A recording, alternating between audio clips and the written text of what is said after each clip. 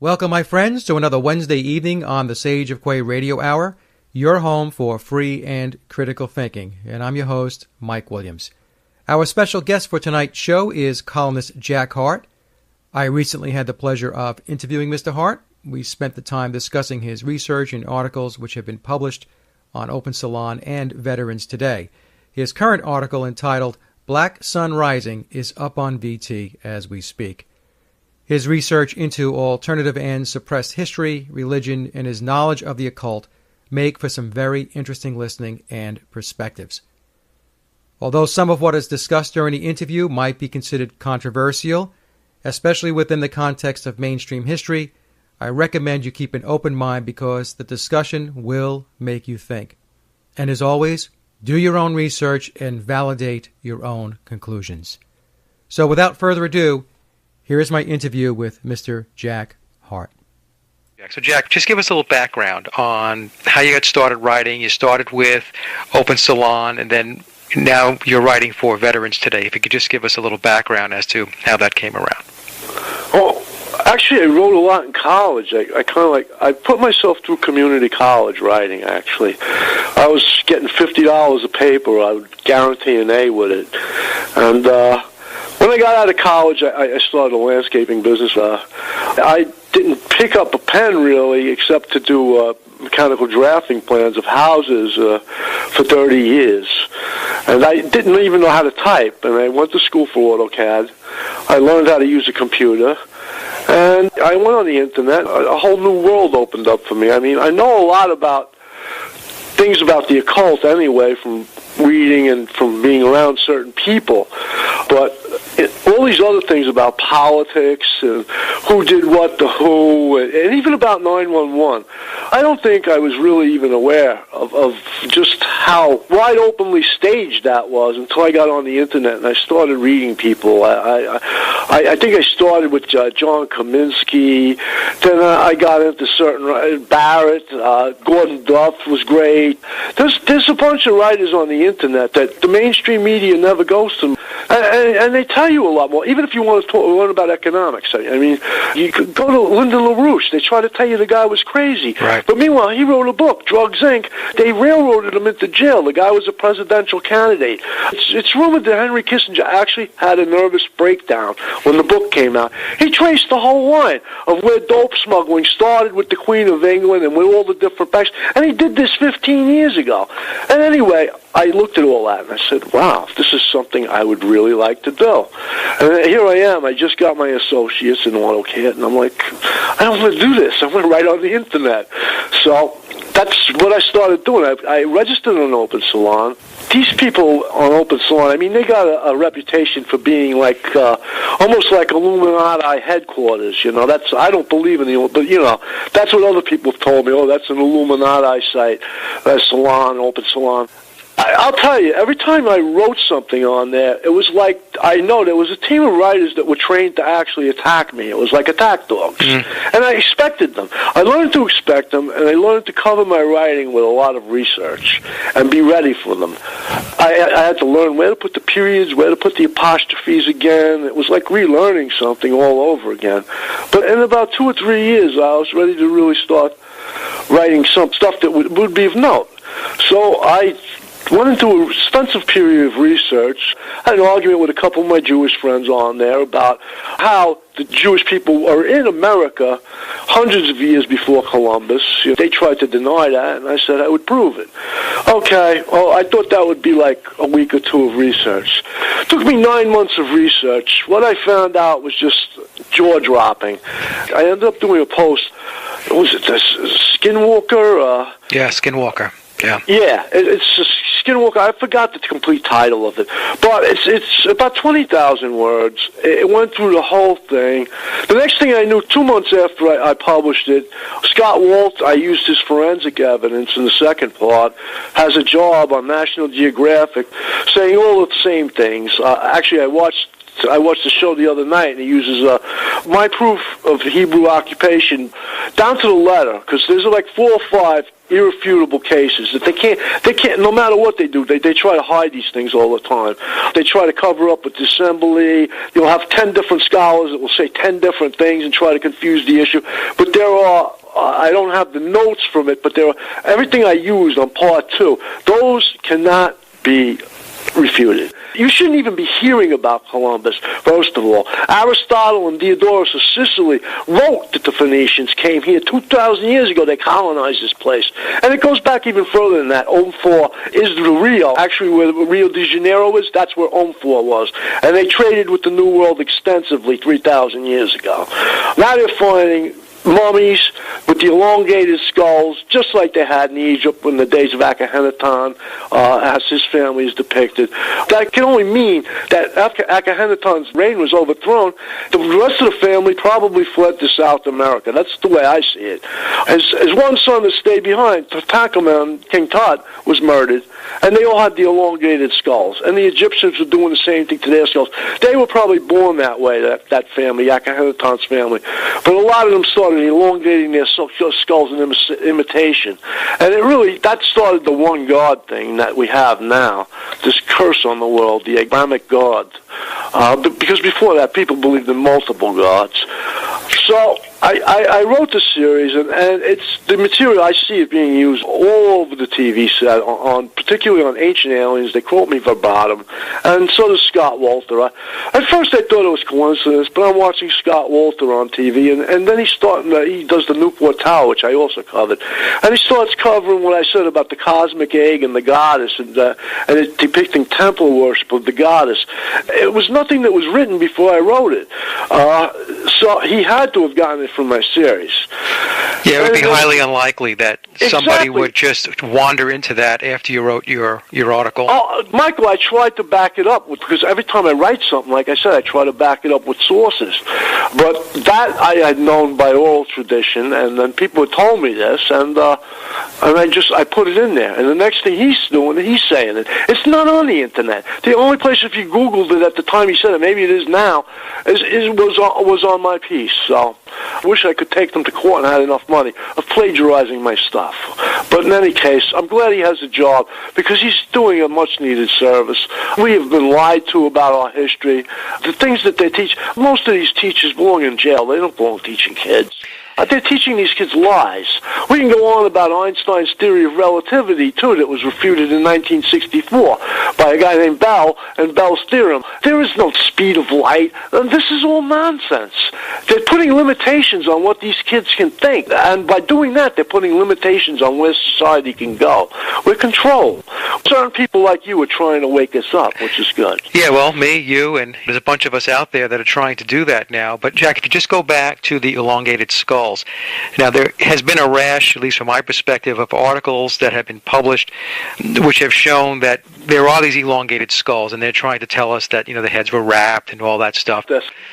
They have been measured by the premier scholar, Mesoamerican. Brin, I think his name is. They've been shown to contain more brain matter than a human skull. That is an outright lie. That's what I mean. Now, one of them will lie, and 25 will write articles about it, and then Google will put them on the top of the search. Like, that lends credentials to them. These are lies. I think you've sent me stuff yourself. These skulls, they measure them with sand. They pour sand into them. And the volume for the brain matter on some of those skulls has been shown to be 20 to 30% more than the human skull. Yeah, there were some articles that I had posted up on the blog, and one of them had to do with some skulls that I believe they were found in Mexico that, just looking at the pictures, I don't pretend to be an expert in human anatomy, but I'm looking at those skulls and I'm thinking to myself, that doesn't look human at all. Right, and the jawbones are bigger, the bones are thicker. I forgot the guy's name. It's in my Skinwalker series. He is considered like big expert on Mesoamerican culture. They'll try to tell you the guy named Cone is. This is the guy that insists that blacks never came to the Americas in the face of Olmec art, which only depicts black people. Then he says he won't believe that Africans were in the Americas until a skull was found. 3 skeletons of black people have already been unearthed invented. But yet he drones on that black people never came to the Americas. And if you check into this man's credentials, he is a CIA spy and admitted CIA. He did a lot of work for them when he first started. And consequently, he became very famous. He's the one that okayed or says their interpretations of the Mayan scripts or the box writing is correct. It's not. It's not even close, a lot of it. I mean, I'm not an expert. I can't read it either, but I know they can't either. Obviously, because we're all still here. Weren't we all supposed to die in 2012? Yeah. So let me ask this now. You and I know why it is we have the disinformation out there. If we just stick on the topic of the skulls for a moment. Okay. But some people are out there listening and asking themselves, well, why would they lie about this stuff? So what would your response be? Why would they lie about this stuff? Because they want you to believe that you're descended from a monkey, that you're an animal, that you're never going to be any more than an animal, and you have base instincts that potential gratification and potential threat. And once those base instincts are satisfied, that you're controllable, that you don't need anything more. They prefer their sheep lobotomized, and the lie just is part of the training program. It's almost like sheeple training. You are not descended from the stars. You are a monkey. I mean, what could be more insulting than to tell somebody they are descended from a creature that sits in a corner and throws its excrement at you? You ever go to a zoo and watch what a monkey does? They're the most revolting creature there is. I'd much rather be a dog than a monkey, or a cat, or something with some dignity. A monkey?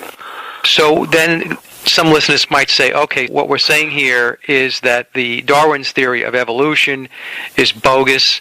That's another theory that was disproven by a guy named Charles Otis Whitman, who was the most brilliant zoologist of his time. He was a contemporary a little bit later than Darwin. He was actually the guy they used to try to bring back the carrier pigeons, which were a vital war weapon that they used in World War I. So that's how important it was to them. But his field of expertise was breeding animals and stuff. And he believed in the theory of evolution. Now, he set about in scientific experiments trying to produce empirical evidence that it was correct. He tried for 10, 20 years, and he came out the opposite conclusion, that it was all nonsense, that it had no basis in fact whatsoever. Charles Otis Whitman, he wrote a 3-volume work on it, yet no scholar will. If you hold that up to them, it's like holding a vampire in front of a cross in front of a TV vampire. They just have no answer for it. So then how did we get here? So people listening are thinking, okay, well... Michael, I wish I knew how we got here, but they should read my new series, Black Sun Rising. We're working it out right now. I think maybe the Germans know. I don't want to say too much. I'm still looking at all the research. A lot of it is in German, and a lot of it's in Italian. A lot of it's in Spanish. But I have about half a dozen people working on it with me from those countries, and so you're still digging in? We're digging into it, yeah. Okay. Yeah, there's stuff that's I don't even want to get, that series will go into who's been killed for saying what books have been written, taken off the air, and now put back on thanks to publications like Nexus. Like I said, this is a conspiracy beyond anybody's wildest imagination. Now, the article Black Sun Rising, you have this published, it's up today, it's on Veterans Today, is that right? Yeah, I think it was number 5 in 2 days for the week. It's rising. For a second, let's just switch gears and we'll stick on Veterans Today. We'll get back to Black Sun Rising. Let's talk a little bit about the series of articles that you did post up on Veterans Today, 6 parts called... Oh, they're on rebel.org right now. I also write on there sometimes, and they just reposted all 6 parts. So if anybody wants to go on there, they're on there. And this was Behind the Bush, Aleister Crowley, yeah, Yates, and the Antichrist and Armageddon? Yes. Okay. Yes. Okay. So can you just talk to us a little bit about what that series was putting forth, what it was putting out there? Yeah, I can, but... well, as much as you can. The intent was to show that the Abrahamic religions have been a lie that's been foisted on man since the last 3,000 years, maybe. I spell it out clearly in the new one, Black Sun Rising, in just a couple of sentences. But the fulcrum of the lie is that the Abrahamic religions were founded by a simple tribe of nomadic goat herders. This is the most absurd lie that has ever been told in history. And you were showed on TV the poor, simple Jewish farmers and stuff, and they're sitting in the meadows with their sheep. That is not the way Jerusalem was. It was the center of the Middle East. There was millions of people living there. They had Rome, when Rome walked in there and occupied them in 63 BC, after they fought them for 300 years, starting with the Punic Wars and ending with the Mitharic Wars, they walked in and occupied Jerusalem, which led to riots between the two different types. Messianic Judaism fought what you would now call Talmudic Judaism in the street. Over 1 million people were killed. Josephus records all of it, and it's very detailed, and he was there. So I don't know what they're talking about with these goat herders and the shepherds and the manger. That's nonsense. That's nonsense.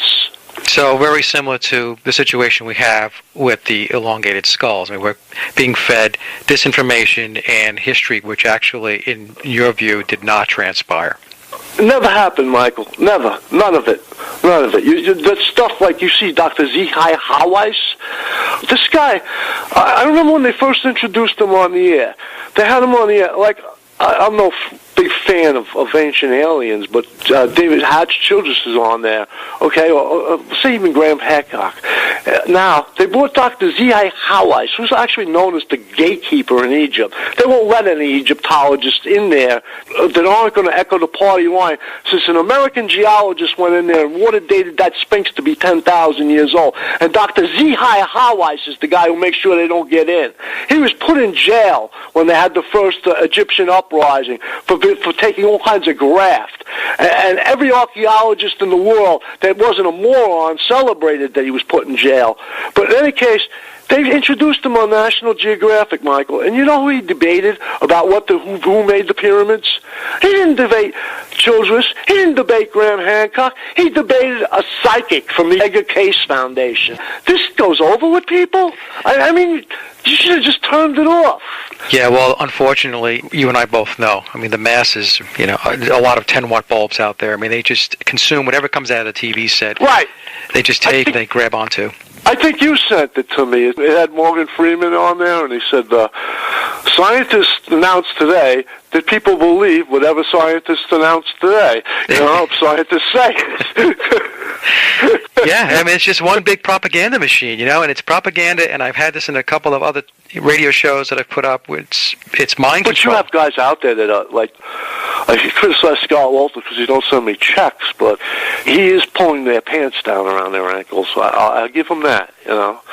He's pulling their pants. He's the number one forensic expert in the world, and he's just exposing them for the blatant liars that they are with every show he puts on Unearthing America.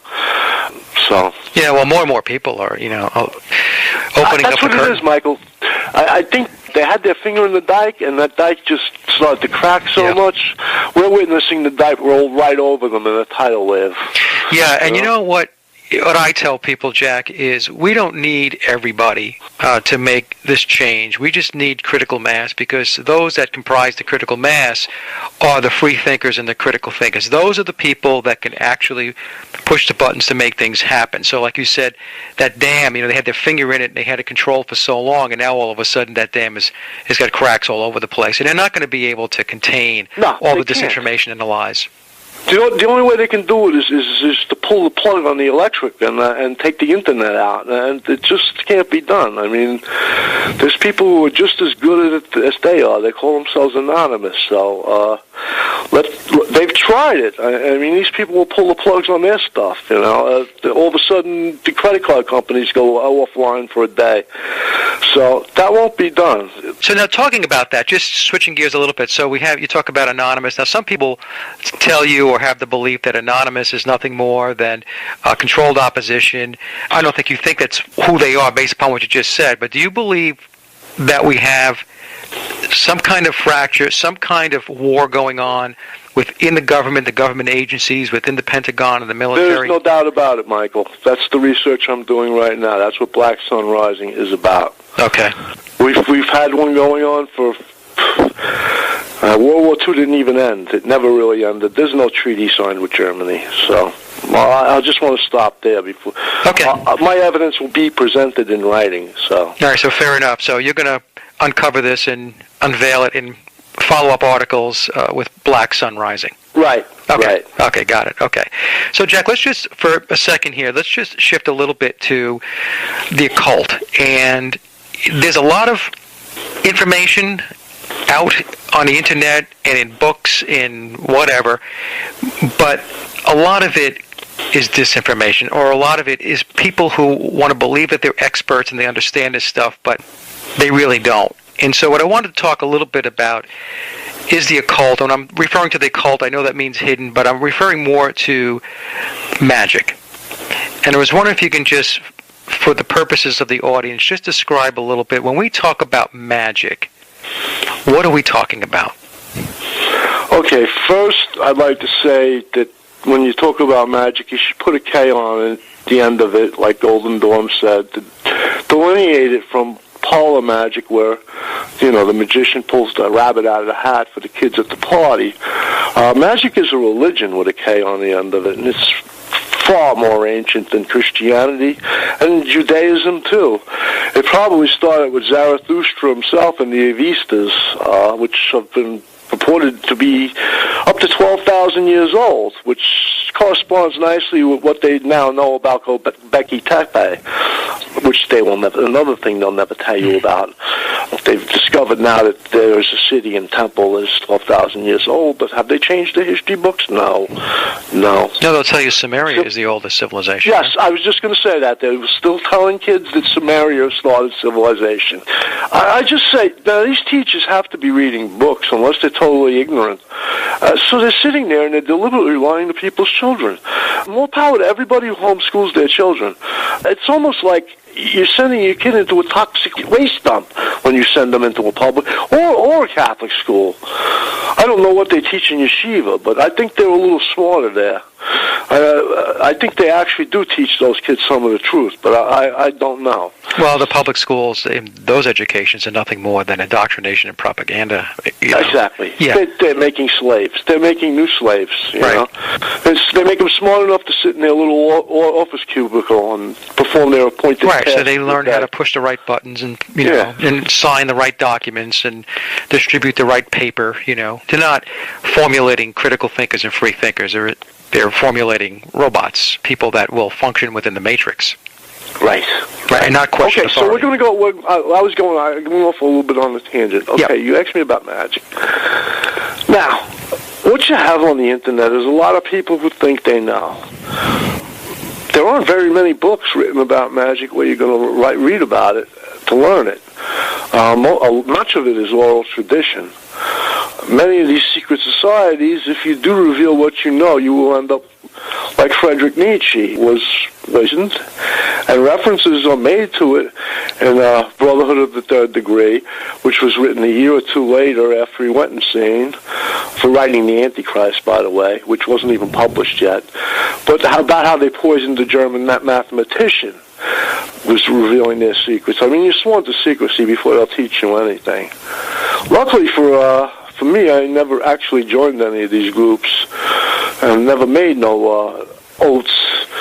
So I can say a few things, and I'm going to say something here. I've already said it in part 6 of my Behind the Bush series, which is probably why I wasn't allowed to continue. I've heard the Freemasons got really upset that I published the true names of God. When you see 13, like everybody talks about, this is on the back of a dollar bill, it means this, it means that. No, all it is simply is a little formula that they have. You're not allowed to say the name of God, either if you are a Freemason or if you are a Jew. You use Jehovah or you use Yahweh, but those are just anagrams. There are 12 of them, and they're not correct. They're formulated, the D letters are arranged the same way a star is on the Great Seal of America. There are 2 names. One is for expansion, the other contraction. And the living creatures rush forth and return, as they say in the Zohar. In other words, one is for conjuring and one is for banishing. Now, when you see something like the Grimoires or something like that, they'll have little magical circles and stuff with their little... then you'll see, Jehovah, and it's written in Hebrew to look real authentic, But that's not what you use. What you use is the real names, which real magicians know that. But nobody ever said it. I'm the first one to ever say it, I believe. Well, what happens when they invoke the real names? Maybe nothing. It depends. It depends on how strong you are. These things don't have to come. You can't force them to do something. Especially if you're just a kid playing around. More likely what you're going to get when you try to invoke something is what they call a clipet or a shell, which is just the residue of somebody who's lived. When you pass on, when the spirit passes on, they leave something like that doesn't want to leave the material world. The Jews call it clipeth, or shell. It means it's the shell of what your soul. These things are usually hostile because they envy the living, and all they're going to do is mess with people's heads. That's how you see these people with their haunted house stories and stuff, and these spirits that ruin their lives. These are shells. They're not even demons. Like you'll have these exorcists talking about, they so said exorcists. This was a demon. It wasn't just. It wasn't. If it was a demon is an angel, a malevolent angel, and there's no exorcist in the world that's going to get rid of one. It's like you're saying that you're stronger than a god. You don't have no chance against the demon. It's a third grader fighting Mike Tyson. So forget that they got delusions of grandeur. But if you really know what you're doing and you're dedicated enough to special diets and stuff, you will see things. You'll see things like the atmosphere around you will become electrified. In cases where, like in the Vril Society, where mediums were used, their hair will stand up. Networks of blue sparks fly through their hair. It's very stunning to look at. First time I seen it, I didn't believe what I was seeing. I'll tell you that much. Well, so then, when a magician is, I guess what they're doing here is they're performing some kind of ritual, right? Who are they summoning? I mean, who are they summoning? Why are they summoning? That's what I mean. You can't just like summon a certain demon, because they'll just lie to you. The first thing a Jesuit will try to do when they perform an exorcism is try to find out the name of the demon, because unless you know their name, you really don't have no power over them. That's why the two secret names of God, the names of God, are kept so secret. But what you can do is create a portal for them to come through. And that's usually done through, in black magic, it's done through blood sacrifice. And in white magic, it's more or less done through sex. Okay. I should say more or less. I want to keep it PG. But sexual magic. The other stuff, I've never tried it. I don't really want to comment, and I wouldn't try it because I know that you're messing with things and you're going about it blindfolded. When you say the other stuff, you're referring to? What you're talking about, conjuring up a demon, okay, or an angel. There's certain things you got to do that. There's one called the Sacred Magic of Abraham the Mange. And this is what I'm talking about. Say, if you bought McGregor Mathers' book, which is an interpretation from the Aramaic. He interpreted it. What he says is you have to have a prepubescent child there, and when you undergo all the rituals, and the purification is very important. Special diet, special way of bathing yourself every day. When you undergo all this, and you're finally ready to manifest this angel, you have to have this child on hand, right? This 12-year-old, it can be a 12-year-old boy or girl. And the angel will give the secrets to the child, and the child will give them to you. That's what it says in the book. Mm-hmm. That's not really what's done. The child is there for sacrifice. That's the way it's really done. See, these books aren't written. A lot of them are just written for the curious. They're not written for practical purposes. And then nobody's going to write a book and say, well, you got to sacrifice a child to do this. But in any case, the people that really know that that's what they're reading. They're behind the lines. Is that, Jack, is that black magic we're talking about? Yes, of course. Okay. Nobody gets killed in white magic. Okay. Blood sacrifice is always black magic. It's almost always black magic. So when we hear stories about, call them the controllers, the puppet masters, whatever you want to call them, and we hear stories about that they are involved in black magic, that there's blood sacrifice, there's human sacrifice, a lot of people discount that and say that stuff is complete baloney, and it's just people with creative imaginations, formulating these conspiracy theories. But, do you have a perspective on that? I wouldn't bet on it. I don't know what goes on at the Bohemian Grove. Some of these people look like they'll do just about anything. But, in a way, the people that scoff at it are correct. You're not talking about human entities that are at the top of this pyramid. That's another thing about magic. There's stuff called hidden masters and then ascended masters, and these, in effect, are disembodied intelligences, gods, so to say, prater-human intelligences that run the whole thing. Like when you look at something like 911 and you see all the correspondences and stuff like that, that is beyond a human, things that match there and the numbers and all that stuff. Nobody planned for that to happen.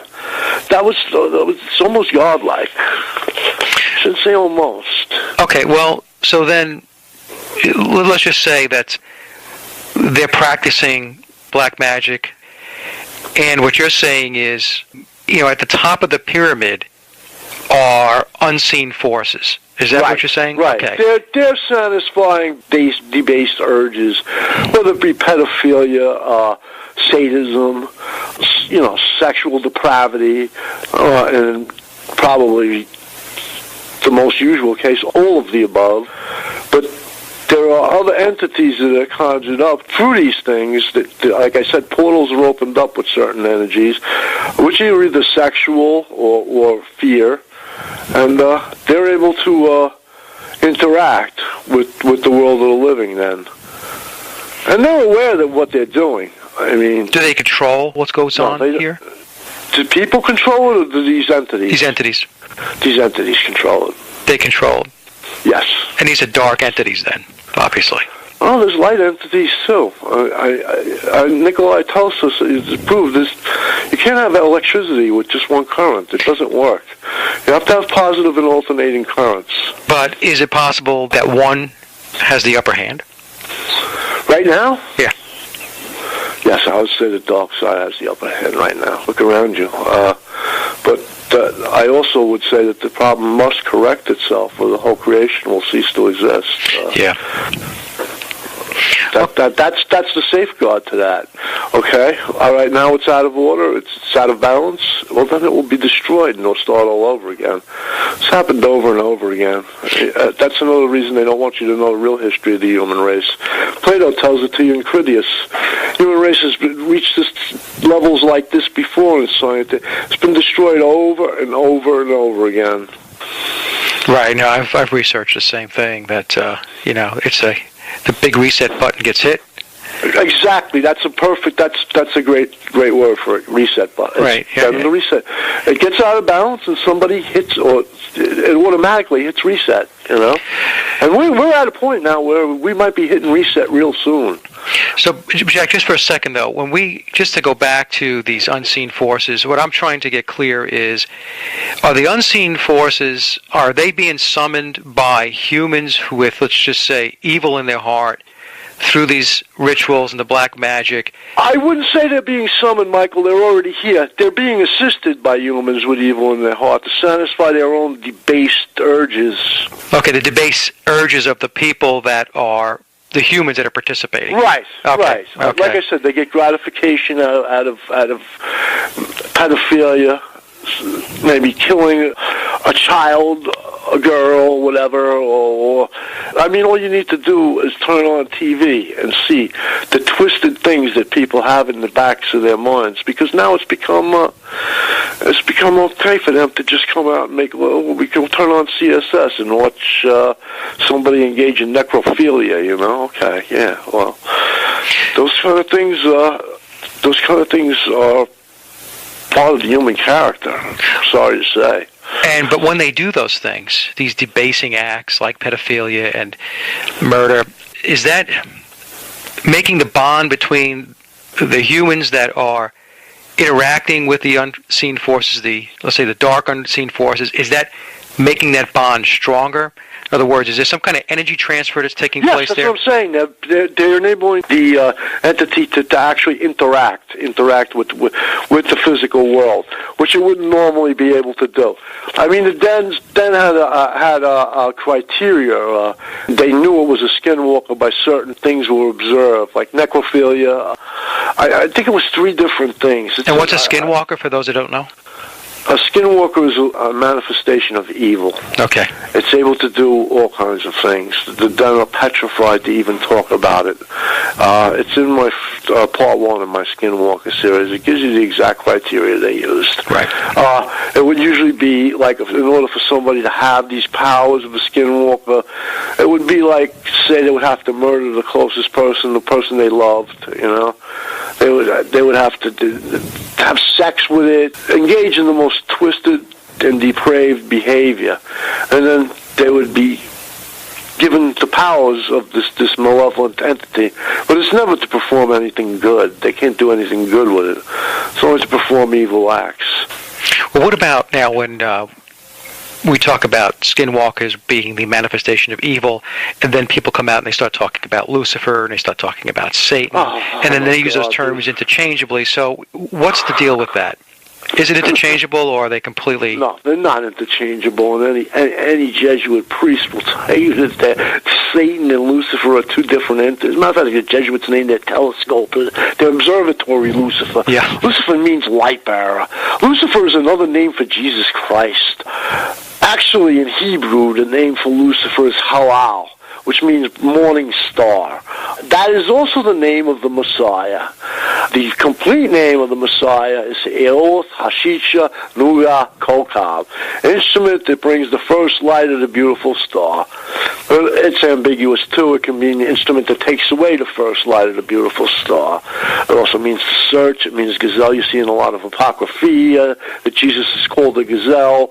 You'll see all kinds of references in Revelations. Actually, there's 5 to conform with the pentagram, the 5 points of conjuration, of Jesus being the Alpha and the Omega of light, which is what Lucifer is. He's also actually called the bright and morning star in one of the synoptic gospels. I am the bright and morning star. I think it's a quote of Peter's. Lucifer is only talked about once in the New Testament. Now I could go into the Old Testament and tell you where he's talked about too, but the Old Testament has no place being with the New Testament. The smartest Christian in the world about theology, I don't think knows 1/8 of what a rabbi knows.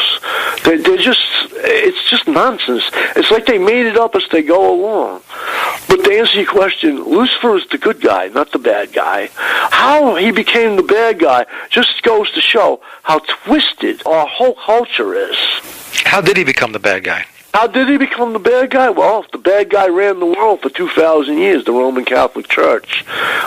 When they weren't slaughtering innocent people, burning women for practicing home remedies at the stake, they were actually they were engaging in genocide, depopulating the whole south of Europe with the Albigensian Crusades, which got rid of their competition, which was the Gnostic Christians, which were the actual heirs of Messianic Judaism, which, by the way, I adhere to myself. A lot of people on the internet like to think I'm an anti-Semitic, but these spies tell me it's Judaism, so if you want to call me an anti-Semitic for that, yeah, I am.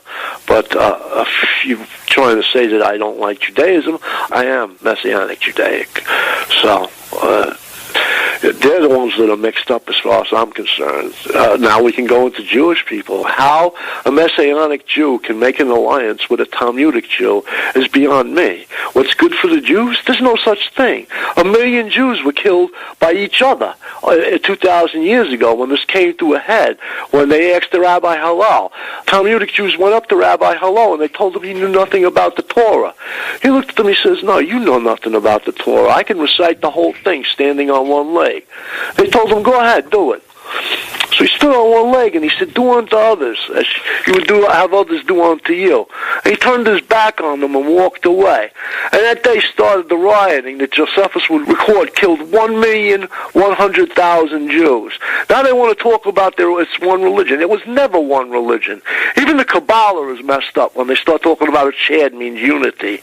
It's not one religion. One is made a pact with darkness, and the other awaits the freedom from that darkness in the form of the Messiah, which would be Lucifer, who would come to get the Shekinah, which is what the Jewish people refer to as the world soul. She who is in exile. That is her lawful groom or her husband. And he's supposed to come and get her. That's what Masonic Judaism is all about. And it's no Jesus laying nailed to a cross dead, which is the most blasphemous image there is in religion, to nail God to a cross. It's a strong man that comes and gets her by force, takes her from the evil. And how about now Satan? Satan is Jehovah, Yahweh, El Shaddai, the destroying God. That's what El Shaddai means, to lay waste, to desolate, to destroy. That is another name for Yahweh, another name for God the Father, that our Christians like to call everybody who don't believe exactly what they believe as Satanists. They create law after law to make life more and more miserable for their neighbors. The only thing that's of any value in the New Testament, even if you ask me, is when Jesus tells them to remove the splinter from their own eye before they remove the beam from their own eye, before they remove the splinter from their brother's. But that's what the Christian excels at best, telling everybody else how to live. And they've made the world unending misery for everybody around them. And it plunged the world into the dark ages. It lasted even until now. Now we're starting to become a little enlightened. But everything went down. The Romans, the Greeks, they lived long, happy lives. And they did things that made people happy. They enjoyed life. Christianity cast a pall over all that, just like Judaism does, Talmudic Judaism. Well, this is going to make a lot of people clutch their chest. I know that in the Gnostic teachings, I enjoyed John Lash's book, Not in His Image, and everybody does. John Lash is like a lot of my readers always talk about. Yeah, well, he basically says the same. Well, not basically, says the same thing, that Yahweh is the demiurge, and this is what Christianity started out as, Michael. Then you had guys like Hippolytus, Tertullian, Origene, and most of them actually had cut their penises off. They were eunuchs because they hated women so much. Yeah, this is a true story. They wanted Jesus to be a eunuch too. It was a big debate in the Council of Nicaea whether Jesus should even have sexual organs. He should hate women too. I mean, you'll see that Peter he invented misogyny. But in any case, there's the Refutation of All Heresies, written by Irenaeus. What they did is they took only what they wanted out of the Gnostic teachings, and they threw away the rest. Particularly the part about the demiurge is the evil. And they made him into blasphemy of all blasphemies, the Messiah's father. I don't know how they did. They must have had some chemist working with them. I've never seen such. They talk about alchemy, but in any case, that's how all this was hammered out. And probably the worst book, the book that's done the most harm to the human race, was Irenaeus' Refutation of All Heresies. Then you had Constantine, the power-mad Roman emperor that the Catholic Church wants to make into a hero. Guy murdered his own son because he was married to a whore of a second wife, and she got him to murder his most beloved son for no reason whatsoever. His mother always thought he was going straight to hell, which is why she became so, she was fixated with Christianity and trying to save her son's soul, made pilgrimages to Holy Land, wanted to find the cross, because she knew he was an evil whatever. He was about as evil as they come, and the church saints him and lionizes him. And what he did was create a formula that would keep the Roman Empire going for another 1,500 years, 1,600 years.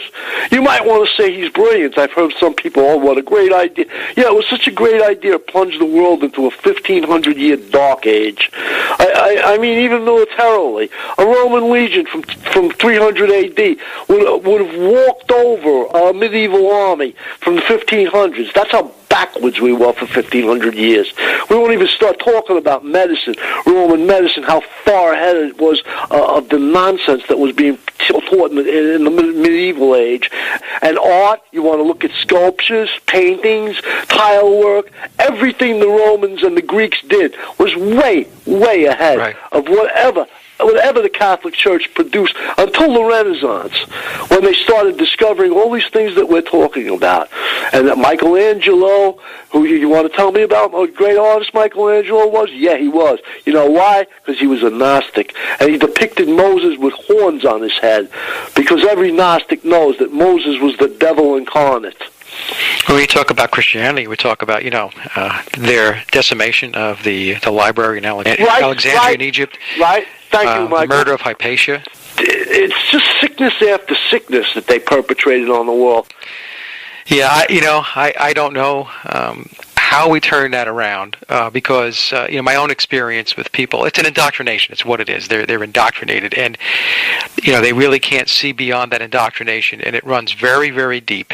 They start foaming at the mouth and talking about Lucifer, and everybody's a Satanist that don't want to do exactly what they say, and they want this law and that law, and we got a militarized police state that they built, and we're murdering Muslims all over the world for no reason because George Bush blew up the World Trade Center on a whim.